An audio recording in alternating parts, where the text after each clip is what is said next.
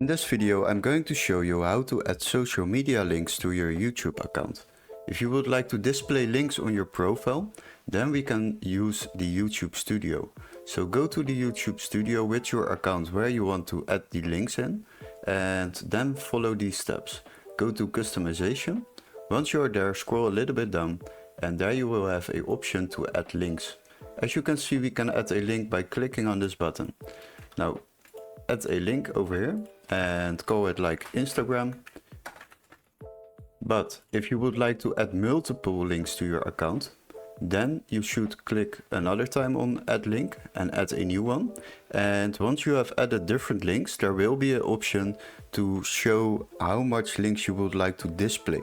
So make sure you will select that, otherwise the links won't be visible on your account.